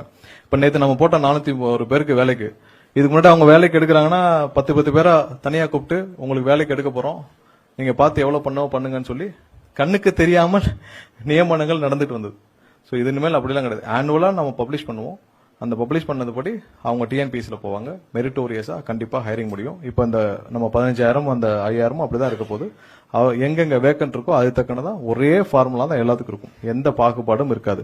சோ அதை நம்ம பப்ளிஷ் பண்ண போறோம். எல்லாமே இந்த வர்ற காலங்கள் எல்லாமே டிரான்ஸ்பரண்டா இருக்கும். சோ இதெல்லாம் தான் இந்த கடந்த 3 வாரங்கள் இந்த அரசு முதல்வர் அண்ணன் விஜய் தலைமையிலான அரசு உத்தரவின் பேர்ல இது நடந்த விஷயங்கள். இந்த டிஎன்இபில நம்ம எடுத்த புது இனிஷியேட்டிவ்ஸ். அடுத்த ஸ்லைட். சோ நம்ம மொத்த கன்சியூமர்ஸ் எவ்வளவு இருக்காங்க நம்ம பார்க்கணும். ஏன்னா இதுதான் வந்து முக்கியமான விஷயம். இப்ப வரைக்கும் மொத்தமா டொமஸ்டிக்ல நீங்க 2,50,00,000 டொமஸ்டிக் கன்சியூமர்ஸ், மொத்தமா பாத்தீங்கன்னா 3,51,00,000 கன்சியூமர்ஸ் நம்ம மொத்தம் இன்னைக்கு இருக்கிற கால சூழ்நிலையில இருக்கிறாங்க. இது ஒவ்வொரு வருஷமும் எவ்வளவு தூரம் இது இன்க்ரீஸ் ஆயிருக்குன்னு பாக்குறோம். சோ நீங்க ஒவ்வொரு வருஷமும் அதாவது 2006 காலகட்டங்கள்ல 24%, 2011 27% இன்க்ரீஸ் இருந்திருக்கு, 2016 18%, 2021 16%, 2026 பாத்தீங்கன்னா 14% தான் growth, கன்சியூமர்ஸ் growth. அப்ப நீங்க புது தொழில்துறை துவங்கப்பட்டது இல்ல, புதிதாக நிறைய எம்எஸ்எம்இ உருவாக்கப்பட்டதா இல்ல. ஏன்னா இருக்கிற எல்லா ஆண்டுகளையும் கடந்த 25 ஆண்டுகள்ல ரொம்ப குறைவான growth, consumer growth, end user consumer growth வந்து கடந்த 5 ஆண்டுகள்ல தான் மொத்தம் 14% தான். சோ உங்களுக்கு புது ரெவன்யூவும் வந்திருக்கு, புதிதாக நீங்க கடனும் 80,000 கோடிக்கு மேல வாங்கியிருக்கீங்க, எக்ஸ்பென்ஸும் நீங்க 50,000 கோடிக்கு மேல அதிகப்படுத்திருக்கீங்க, உங்களுக்கு எண்ட் யூசர்ஸும் அதிகம் இல்ல, அதே ஆவரேஜ் தான் இருக்கு. அந்த ஆவரேஜை விட நம்ம கம்மி. சோ அப்போ இவ்வளவு தூரம் உங்களுடைய செலவினங்கள் எல்லாம் அதிகரிச்சது, இந்த பணம் எல்லாம் எங்கே போகணும்னு தான் ஒரு கேள்வி. அதற்கான விடையும் நாமளும் அடுத்தது போங்க. சோ இது ஓவரால் சம்மரைஸ், அதாவது எவ்வளவு எம்ப்ளாயிஸ் இவங்க ஓவரால் ஹையர் பண்ணிருக்காங்க 2001 இருந்து, இந்த பழைய இதுல இருந்து மொத்த சம்மரைஸ். ஏன்னா பாத்தீங்கன்னா மொத்தமாக தெரியும் இந்த சார்ட்ல எவ்வளவு தூரம், அதாவது 2001 2006 காலகட்டத்தில் 425 பேர் எவ்வளவு, ஏன்னா மொத்த கம்பாரிசன் பார்த்தா தான் நமக்கு தெரியும். சோ அதுல பாத்தீங்கன்னா ரொம்ப குறைவாக வேலைக்கு ஆள்கள் எடுக்கப்பட்டது 2021 இருந்து 2026 வரை ஆண்டுகள்ல. சப்ஸ்டேஷன்ஸ் இன்ஸ்டால் பண்ணப்பட்டது 122 சப்ஸ்டேஷன் தான் இருக்கிறதுல எல்லா ஆண்டுகளையும் விட குறைவானது. அந்த டிரான்ஸ்பார்மர்ஸ் 50 டிரான்ஸ்பார்மர் தான், பவர் டிரான்ஸ்பார்மர்ஸ் 400 டிரான்ஸ்பார்மர் தான் இன்ஸ்டால் பண்ணிருக்கு. அதே நேரத்தில் டிஸ்ட்ரிபியூஷன் டிரான்ஸ்பார்மர் 99,000 லைன்ஸையும் பாத்துக்கோங்க. ரெவன்யூவும் அந்த கம்பேரிசன் இருக்கு. சோ ரெவன்யூ கம்பாரிசன் அது எப்படின்னா கடைசியா அந்த டென்யூர் இருக்கிற ஆண்டுகள், அதாவது 2005 2006 கடைசியாக அந்த ஆண்டுல வந்த ரெவன்யூ வந்து 16,000 கோடி, எக்ஸ்பெண்டிச்சர் 15,000 கோடி. சோ அதோடைய சர்ப்ளஸ், அதாவது கேப் வந்து மைனஸ், அதோடைய அந்த ஆண்டுக்கான நம்மளுடைய கடன் வந்து 2,831 கோடி. அந்த கடைசி ஆண்டு மட்டும் பார்த்திருக்கோம். ஏன்னா அந்த ஒரு ஆண்டுன்னு பார்த்தா தான் நமக்கு அந்த கம்பாரிசன் தெரியும். 5 ஆண்டுகளுக்கு உள்ளடக்கினா அந்த கம்பாரிசன் தெரியாதுனால இது மட்டும் ஆண்டுல போட்டிருக்கோம். மேல இருக்கிறது வந்து மொத்தம் அந்த டென்யூருக்கு போட்டிருக்கு. சோ அதுல பாத்தீங்கன்னா 2025 2026 வரைக்கும் நமக்கான டோட்டல் ரெவன்யூ வந்து 1,23,000 கோடியாக உயர்ந்திருக்குது. அது கடந்த முந்தைய ஆட்சி காலத்திலிருந்து பாத்தீங்கன்னா எவ்வளவு தூரம் உயர்ந்திருக்குன்னு பாக்குறோம். எவ்வளவு தூரம் எக்ஸ்பெண்டிச்சரும் செலவினங்களும், அதாவது நீங்க ஒரு டாரிஃப் இன்க்ரீஸ் பண்றோம், அந்த டாரிஃப் இன்க்ரீஸ் பண்ற பெனிஃபிட்ட மக்களும் அனுபவிக்கல, டிஎன்இபி அனுபவிக்கல. யார் அனுபவிச்சாங்கன்னா அந்த 3 அமைச்சரை தான் கேட்கணும். போன ஆட்சி காலத்துல அந்த 3 அமைச்சரை கேட்கணும். அந்த 3 அமைச்சருக்கும் சேர்த்து ஒரு நிழலா இருந்த யாரா, இல்ல அந்த குடும்பமா, இல்ல மாப்பிள்ளையா, பையனா, யாருன்னு நம்ம தான் பார்க்கணும். சோ செலவினங்களும் கூடியிருக்கு, ரெவன்யூவும் கூடியிருக்கு. அதுல கேப், அதுல கடனும் பாத்தீங்கன்னா 87,000 கோடி கடனும் வாங்கப்பட்டிருக்கு. நீங்க அதுக்கு என்ன பண்ணீங்க? வேலைக்கு ஆள் எடுத்தீங்களா? இல்ல 343 பேர் தான் வேலைக்கு ஆள் எடுத்தீங்க. சப்ஸ்டேஷன் என்ன பண்றீங்க? 122 சப்ஸ்டேஷன் தான் பண்ணிருக்கீங்க. எவ்வளவு கொள்முதல் பண்றீங்க? என்ன வந்த கொள்முதல்ல நீங்க என்ன பண்ணீங்கன்னு எல்லாம் தெரியும். டிரான்ஸ்பார்மர்ல 99,000 டிரான்ஸ்பார்மர்ல 44,000 டிரான்ஸ்பார்மருக்கு ஏற்கனவே சிபிஐ வழக்கு தொடுத்திருக்கு. நீங்க அங்க 1,400 கோடிக்கு வாங்கின டிரான்ஸ்பார்மர்ல 397 கோடி ரூபாய் நீங்கள் முறைகேடு செய்ததாக, அரசுக்கு இழப்பு ஏற்பட்டதாக அந்த ஒரு டிரான்ஸ்பார்மர் ப்ரொக்யூர்மெண்ட்ல மட்டும் உங்களுக்கு கம்ப்ளைண்ட் இருக்கு. சோ மத்ததே நீங்க எந்த லட்சத்துல வாங்குனீங்கன்னு கேட்டதான் அவர்கள் புரிய வேண்டிய விதத்தில் அவர்கள் புரிய வேண்டும். ஏன்னா இவர்கள் எல்லா விஷயத்தையும் இவ்வளவு இன்க்ரீஸ் இருந்தும், இவ்வளவு டாரிஃப் இன்க்ரீஸ் இருந்தோம், இன்னைக்கு ஒவ்வொரு நாளும் பொதுமக்களும் எம்எஸ்எம்இ செக்டர்ஸ் தொழில்துறையினரும் படுற கஷ்டம் எல்லாம் இந்த டிஎன்ஏபியோட நம்மளுடைய டாரிஃப் இன்க்ரீஸ் மூலமா தான். ஏன்னா தொழில்துறை எல்லாருக்கும் பெரிய கஷ்டம் டாரிஃப் இன்க்ரீஸ் ஆயிடுச்சு. அவங்களுக்கு ஒவ்வொரு நாளும் நிறைய கைத்தறிகள், விசைத்தறிகள், இவங்க தொழிற்கூடங்கள், எம்எஸ்எம்இ செக்டர்ஸ் எல்லாரும் படுற பெரிய துயரம். எனக்கு தெரிஞ்சு பல ஆயிரக்கணக்கான எம்எஸ்எம்இ செக்டர்ஸ் க்ளோஸ் பண்ணதுக்கு முக்கிய காரணம் நம்மளுடைய டாரிஃப் இவ்வளவு ஹைக் ஆனது காரணம். ஏன்னா அவங்களுக்கு டாரிஃப், கமர்ஷியல் டாரிஃப் எவ்வளவுன்னு அவங்களால சொல்ல முடியாது. ஏன்னா இவங்க போட்ட ப்ராசஸ்ல ஒவ்வொரு ஆண்டும் இன்க்ரீஸ் பண்றது மாதிரியான டாரிஃப் ப்ராசஸ்ல கொண்டு வந்துட்டாங்க. சோ ஒவ்வொரு ஆண்டும் பாத்தீங்கன்னா இன்க்ரீஸ் ஆகும். அதை இந்த ஆண்டு செய்ய போவது இல்லை. அது தெளிவா குறிப்பிட்டுக்கிறோம். இந்த ஆண்டு டாரிஃப் ஹைக் இல்லை, அதற்கான கையெழுத்துகள் போட போறது இல்லை. இதை போன வருஷமே செஞ்சிருக்கலாம், அதுக்கு முந்தின வருஷம் செஞ்சிருக்கலாம். யாரு மேலேயாவது பழிய போடுறது. உங்களுக்கு தேவை ரெவன்யூ இன்க்ரீஸ் ஆகுது, அந்த ரெவன்யூ இன்க்ரீஸ் வச்சு நீங்க உங்களுக்கான எக்ஸ்பெண்டிச்சரையும் அதிகரிச்சுக்கிறீங்க, அந்த செலவினங்களை அறிவிச்சுக்கிறீங்க. யாரு கஷ்டப்பட்டான? மக்கள் கஷ்டப்பட்டான, டிஎன்இபி எம்ப்ளாயிஸ் கஷ்டப்பட்டான, டிஎன்இபி துறை கஷ்டப்பட்டான, எது கஷ்டப்பட்டாலும் என்ன, உங்களுக்கு தேவைன்னு டாரிஃப் இன்க்ரீஸ். போன வருஷமே இவர்கள் அந்த டாரிஃப் நாங்கள் செஞ்சிருக்கிறோம். முதல்வர் அண்ணன் விஜய் தலைமையிலான அரசு இந்த வருஷம் டாரிஃப் ஹைக் பண்ண போறது. இது இந்த இன்க்ரீஸ் இருக்காது, அதற்கான அனௌன்ஸ்மெண்ட் இப்பயே சேர்த்து சொல்லிடுறோம். சோ டாரிஃப் ஹைக் இருக்காது. அந்த அதிகபட்சமாக 6% இந்த வருஷம் நம்மளுடைய இது படி பாத்தீங்கன்னா இண்டெக்ஸ் படி நம்ம 3.57 நம்ம இன்க்ரீஸ் பண்ணிருக்கணும். அதை செய்ய போவது கிடையாது. சோ இந்த வருஷம் அதற்கான கையெழுத்துகள் எட்ட போவதில்லை, அதை நிறுத்திருக்கோம். ஏதாவது அவங்க வேற ஏதாவது அடுத்த ஆக்ஷன் சொன்னாங்க நம்ம பாத்துக்கலாம். பட் இந்த வருஷம் அதை செய்ய போவதில்லை. சோ இந்த மொத்த ஸ்லைட் இதுல நம்ம சொல்ல வந்த விஷயம், மக்களும் கஷ்டத்தில் இருந்தார்கள், தொழில்துறையும் கஷ்டத்தில் இருந்தது, அதே நேரத்தில் இந்த துறையும் டிஎன்இபி துறையும் கஷ்டத்தில் இருந்துச்சு. ஆனால் இந்த அரசியல் இருந்தவர்கள் மட்டும் இந்த மொத்தமும் இந்த இன்க்ரீஸ் எல்லாத்தையும் எங்க போச்சுன்றதான் நம்மளுடைய கேள்விகளா இருக்கு. அதற்கான விடையை நம்ம எல்லா இடத்துலயும் தேடிட்டு இருக்கோம். ஏன்னா எல்லாமே செலவினங்களாக காட்டப்பட்டிருக்கு, ஒவ்வொன்றும் செலவினங்களாக காட்டிருக்கு. அடுத்து போங்க. ஏன்னா புதிதாக இவங்க எந்த இதுவும் புது ப்ராஜெக்டும் ஆரம்பிக்கல. சோ இவ்வளவு தூரம் டிஃபரன்ஸ், 1 லட்சம் கோடிக்கு மேல நீங்க கடன் எல்லாம் சேர்த்தீங்கன்னா கிட்டத்தட்ட 1,80,000 கோடி கிட்ட எங்க போச்சுன்னு தான் நம்மளுடைய கேள்வி. அடுத்து மேல. சோ நம்மளுடைய இந்த ஓவரால் இதுல என்ன பண்ண போறோம் நம்ம, அதாவது நம்ம இந்த 2026-27 நம்ம அந்த 15,000 பேரை வேலைக்கு எடுக்கிறோம். அதன் மூலமாக 597 கோடி நமக்கு அதிகமான செலவுகள் ஏற்படும். கேங்மேனுக்கும் அந்த 97,000 கோடி செலவினங்கள் அதிகமா இருக்கும். நம்ம இப்ப அவங்களை வேலைக்கு எடுக்க போறோம், ப்ரொக்யூர்மெண்ட் பண்றோம், அதுக்கான மொத்த காஸ்ட் அங்க அந்த முன்னாடி ஸ்லைட் இருந்த மொத்த காஸ்ட். சோ மொத்தமாக இந்த அரசு இந்த வருஷத்தில் 49,532 கோடி நம்ம இன்வெஸ்ட் பண்ண போறோம். இது எல்லாத்துக்கும் நம்ம சப்ஸ்டேஷன்ஸ் எல்லாத்துக்கும் சேர்த்து. சோ நம்ம சொல்றோம் 49,000 கோடி நாங்க செலவு பண்ண போறோம்னா எதுல செலவு பண்ணிக்கிறோம் காட்டுறோம். நாங்க இந்த 231 சப்ஸ்டேஷன்ஸ் ஆன்கோயிங் சப்ஸ்டேஷன்ஸ் கம்ப்ளீட் பண்ண போறோம். பழைய ப்ராஜெக்ட்ஸ் எல்லாம் நம்ம முடிக்க போறோம். பெண்டிங் அந்த அடிஷனல் ரெவன்யூ தேவைப்படுற ப்ராஜெக்ட்ஸ் சேர்த்து முடிக்க போறோம். எவ்வளவு ப்ரொக்யூர் பண்றோம்னு காட்டிட்டோம். இந்த ஒரு ஆண்டு மட்டும் 49,000 இன்வெஸ்ட் பண்ணணும்னா இதை முடிக்கிறதுக்கு 2 ஆண்டுகள். ஏன்னா சப்ஸ்டேஷன்ஸ்லாம் உங்களுக்கு தெரியும் 2 ஆண்டுகள் ஆகும். இதை முடித்தாலே இன்னைக்கு இருக்கிற தேவையா, அதாவது போதுமான அளவுக்கான நமக்கு தேவையான அந்த இடையூறுகளை நம்ம சமாளிக்க முடியும். சோ இது மாதிரியான எந்த திட்டமிடலும் பழைய ஆண்டுகள்ல பண்ணல. நம்ம சொல்லிருக்கோம் இந்த வருஷம் இதை பண்ண போறோம். 49,000 கோடின்றது நீங்க உங்களுடைய அந்த ஒரு ஆண்டுகளில் நீங்க வாங்கின செலவு, அதாவது அடிஷனல் ரெவன்யூ அந்த 69,000 கோடி, அடிஷனல் காஸ்ட் 50,000 கோடி, அது இல்லாமல் 89,000 கோடி கடன், இது எல்லாம் சேர்த்தாலே இதுல அதுல நம்ம ஒரு 25% 30% தான் இப்ப நம்ம ஸ்டெபிலைஸ் பண்றதுக்கான வேலைகளை செய்ய போறோம். அது இல்லாமல் இந்த 5 வருஷம் ஸ்டெபிலைஸ் பண்றதுக்கான 49,000 கோடி இந்த வருஷம் இன்வெஸ்ட் பண்ண போறோம். சோ இதுக்கு தேவையான அளவு நம்ம கடனாக தான் பெற போறோம். தேவையான இடத்துல கடன் லோன் டைப் தான் பண்ண போறோம். அதற்கு எப்படி பண்ண போறோம்னு நம்ம வர காலங்களில் திட்டமிட்டிருப்போம். ஆனா லோன் டைப்ல தான் பண்ண போறோம். லோன் டைப்பும் ப்ராப்பரா ஸ்பெண்ட் பண்ணணும். நம்மள மாதிரி 80,000 89,000 கோடி வாங்கிட்டு புதிய இன்வெஸ்ட்மெண்ட்டும் இல்ல, புதிதாக ப்ரொக்யூர்மெண்ட் இல்ல, புது சப்ஸ்டேஷனும் இல்ல, புதிதாக எந்த திட்டமும் இல்ல. புதிய வேலைக்கு எடுத்தீங்களா 343 பேரை மட்டும்தான் வேலைக்கு எடுத்துறாங்க. சோ எந்த இதுவும் ஒழுங்காக செய்யாமல் இந்த துறை இந்த இடத்திற்கு வந்ததற்கான காரணத்தை நம்ம சமாளிச்சுக்கோங்க. அடுத்த ஸ்லைட் போங்க.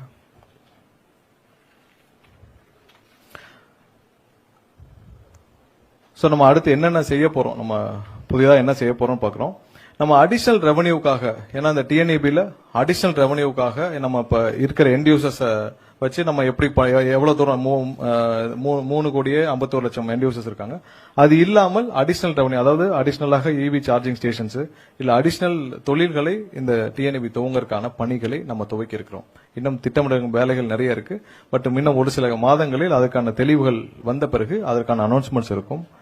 அதுக்கப்புறம் மத்த என்னென்ன, அதாவது நம்ம பேட்டரி ஸ்டோரேஜ் நம்ம ஏற்கனவே சொல்லிட்டோம். பேட்டரி ஸ்டோரேஜும் பம்ப் ஸ்டோரேஜ் நம்ம போறோம். சோ பேட்டரி ஸ்டோரேஜ் இப்போதைக்கு பாலிசியா நம்ம அதை மட்டும் ஓபன் பண்ணுவோம். ஏன்னா நம்ம வந்து நம்மளோட லோட் ஃப்ளோ எவ்வளவு இருக்குன்னு தெரியணும். ஏன்னா நம்மளுடைய மத்திய தொகுப்பு அந்த இதுல வந்து நம்ம 14,600 மெகாவாட் தான் நம்மளுடைய கொள்ளளவு இப்ப இருக்கு. அதையும் இன்க்ரீஸ் பண்ண வேண்டிய கட்டாயத்தில் இருக்கிறோம். சோ அதனால இப்போதைக்கு பேட்டரி ஸ்டோர் தான் போறோம். ஏன்னா அந்த பீக் ஹவர்ஸ் மேனேஜ்மெண்ட் தான் நம்ம அதிகமா பவர் பர்ச்சேஸ் வெளியில வந்து வாங்குறோம். சோ அந்த பேட்டரி ஸ்டோர்டு போனால் அதை சமாளிக்கக்கூடிய அளவில் இருக்கும். சோ அதுக்கான திட்டமிடல் துவங்கியிருக்கோம். இப்ப வர்ற அப்ளிகேஷனும் நம்ம பேட்டரி ஸ்டோர் மட்டும் தான் போக போறோம். அதற்கான பாலிசியை நம்ம வந்து ஐஐடி போன்ற வல்லுநர்களும் சேர்ந்து பாலிசி கிரியேட் பண்ணுவோம். ஏன்னா உலக அளவுல வேர்ல்டு எல்லா இடத்துலயும் என்ன பாலிசி ஃபாலோ பண்ணிருக்கோம் அந்த பாலிசியை வச்சு நம்ம கிரியேட் பண்ண போறோம். சோ ஒன்ஸ் பாலிசி எல்லாம் கன்ஃபார்ம் ஆன பிறகு அந்த போர்ட்டல் வந்து லான்ச் ஆயிரும். அந்த போர்ட்டல் மூலமாக தான் இனிமேல் அப்ளிகேஷன்ஸ் டிரான்ஸ்பரண்டாக இருக்கும். சோ இதெல்லாம் நம்ம இப்ப இருக்கு திட்டமிட்டு இருக்கிற விஷயங்கள். இது மேலேயே சம்மரைஸ் பண்ணிருக்கோம். ஏன்னா அந்த ஷார்ட் டேர்ம் கான்ட்ராக்ட்ஸ் எல்லாம் நம்ம நிப்பாட்டிட்டு நம்ம லாங் டேர்ம் கான்ட்ராக்ட்ஸ்க்கு போக போறோம். இன்னும் எங்கெங்கெல்லாம் லீக்கேஜஸ் இருக்கோ அதை சரி பண்ணும் வேலைகளையும் நம்ம துவக்கிருக்கோம். சோ முற்றிலுமாக நீங்கள் அனைவரும் எதிர்பார்த்த இந்த வெள்ளை அறிக்கை. ஏன்னா இந்த துறை எந்த இடத்துல இருந்து ஆரம்பிச்சது, எவ்வளவு பேர் வேலை பார்த்தார்கள், எதை நோக்கி பயணிச்சிட்டு இருக்கு, இந்த துறையில என்னென்ன செய்ய வேண்டியிருக்கு நம்ம சொல்லியிருக்கோம். இந்த துறையில எல்லாம் பொதுவாக இல்ல நேத்து வரைக்கும் நல்லா இருந்துச்சு இன்னைக்கே இப்படி ஆச்சுன்ற கேள்விகளுக்கும் நம்ம விடையதுல சொல்லிடுறோம்.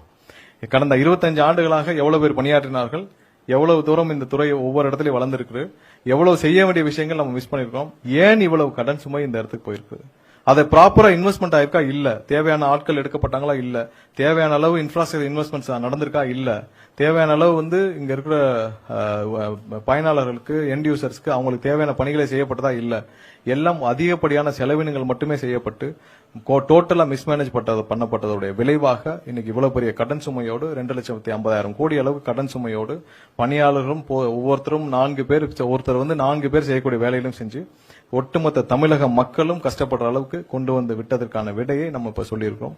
கண்டிப்பா இந்த துறையை நம்ம அடுத்தடுத்த கட்டத்திற்கு மேம்படுத்துற வேலைகளை துரிதமா செஞ்சிருக்கோம். இது 4 வாரத்தில் நம்ம செய்த விஷயங்கள், நம்ம திட்டமிட்டப்பட்ட விஷயங்கள், நம்ம என்ன செய்ய போறோன்ற விஷயங்கள், இது அனைத்தும் துரிதமாக ஒவ்வொரு நாளும் 7 மணி நேரம் 8 மணி நேரம் நம்ம உட்கார்ந்து இங்க இருக்கிற நம்ம சிஎம்டி உட்பட செக்ரட்டரி உட்பட இங்க இருக்கிற அனைத்து டைரக்டர் உட்பட எம்டி எல்லாரும் சேர்ந்து ஒவ்வொரு நாளும் 7-8 மணி நேரம் நம்ம உட்கார்ந்து திட்டமிட்டு இருக்கோம். ஒவ்வொரு நாளும் அடுத்தடுத்த வே ஃபார்வர்டிங்ல நம்ம போயிட்டு இருக்கோம். கண்டிப்பா அடுத்த வர்ற ஒரு சில மாதங்களில் ஒரு சில ஆண்டுகளில் இந்த துறையை மேம்படுத்துறதுக்கான வேலைகளை முழு அளவில் ஒவ்வொரு நாளும் அதை நோக்கி தான் பயணிச்சிட்டு இருக்கும். ஏன்னா இந்த வருஷமே 20,000 பேர் உள்ள வராங்கன்றதே ஒரு பெரிய விஷயம். அது இல்லாமல் புதிதாக எங்கெங்க நம்ம இன்வெஸ்ட் பண்ண போறோம்னு சொல்லியிருக்கோம், எந்தெந்த இடத்துல இன்வெஸ்ட் பண்ண போறோம்னு சொல்லியிருக்கோம். கம்ப்ளீட் டீடைல் லிஸ்ட் உங்களுக்கு எல்லாருக்கும் இப்ப முடிஞ்ச உடனே கையில கொடுத்துருவாங்க. என்னன்னு இந்த டோட்டல் பிரசன்டேஷனும் இந்த வெள்ளை அறிக்கையும் எல்லாம் கொடுத்துருவோம்.